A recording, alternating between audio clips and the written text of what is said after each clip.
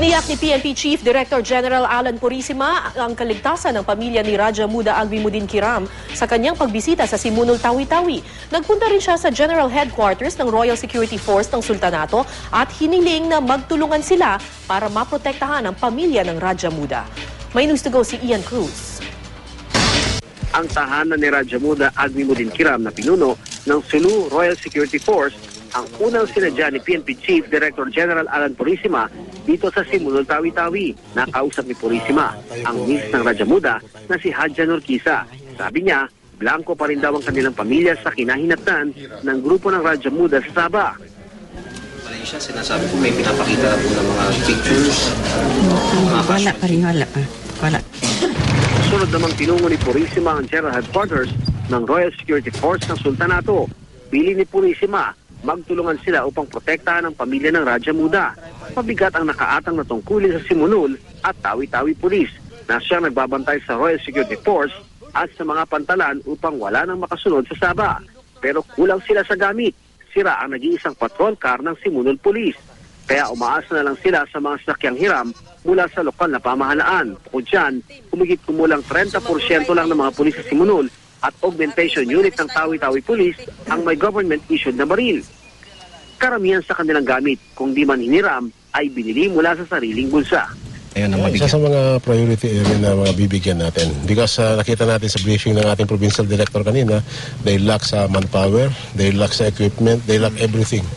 So, that is one of the missions na pinuntahan ko dito.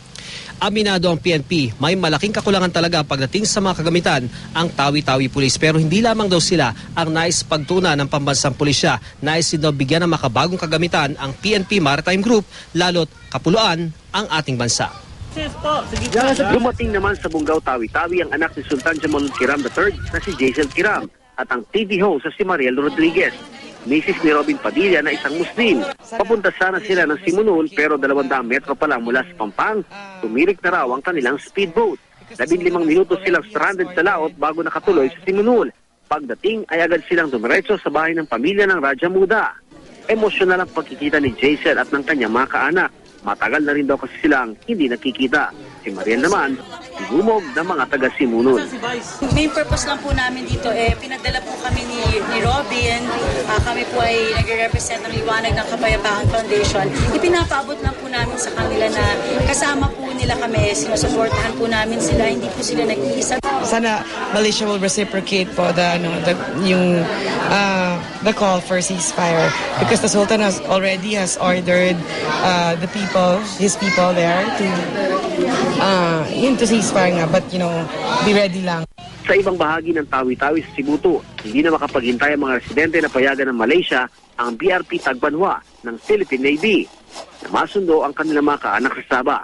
Sila na raw mismo ang pupunta roon para sumundo. Yung mga tauhan doon, wala na. Bahay na lang nandoon. Basta binomba na lang ang kwan. Mula rito sa Simunul, Tawi-Tawi. Ian Cruz, GMA News.